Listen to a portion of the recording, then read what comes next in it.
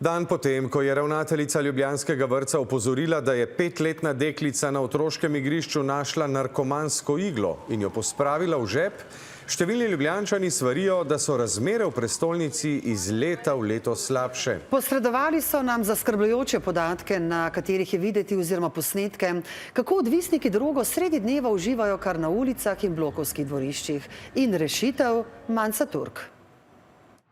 Po včerajšnjem pozivu ravnateljice vrtca Mojca naj občina zaradi odvrženih narkomanskih igel otroška igrišča redno pregleduje, župan Janković danes jasno.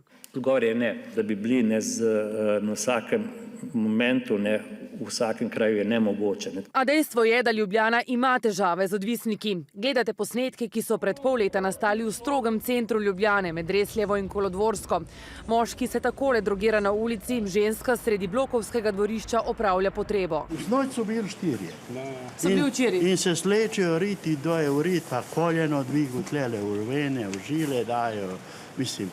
To je obupje. Opisuje Vlado Jozič, ki živi v bližnjem bloku in pokaže na kupe odpadkov in odvrženih igel. Razmere se iz leta v leto zaostrujejo, opozarja. Igel pa da je toliko, da jih odstranjujejo kar stanovalci sami. Tudi med današnjim snemanjem smo bili priča vbrizgavanju droge. Najmanj 100-krat smo počistili te iglice, čez noč prideš 50 do 60 iglic. Čez noč se dobi, ne? Da se na širšem območju Tabora in zdravstvenega doma Metelkova odvisniki pogosteje zadržujejo, ugotavlja tudi NIJZ.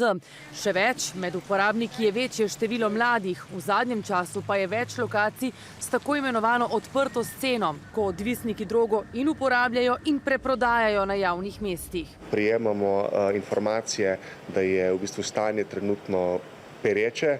Veliko je število teh uporabnikov drog. Pripoveduje Luka Mrak iz društva Šent, ki med drugim deluje v Ljubljani in Novi Gorici. Prav tu so pred letom dni odprli edino varno sobo pri nas, ki okoli 50 odvisnikom omogoča manj tvegano uporabo drog. Zdaj imamo več 100 uporab droge, ki bi bile sicer upravljene v javnem prostoru, sedaj pa so v nekem kontroliranem prostoru varne sobe in vse te uporabe se sedaj zgodijo tam, ne pa zunaj, no. Posledično je več uporabnikov vključenih v programe zmanjševanja škode zaradi drog. Manj je predoziran, manj je nekih fatalnih izidov. Igle pa ne ležijo vse povsod, temveč so varno shranjene in uničene. Kaj pa v Ljubljani, kjer je največ problematičnih odvisnikov?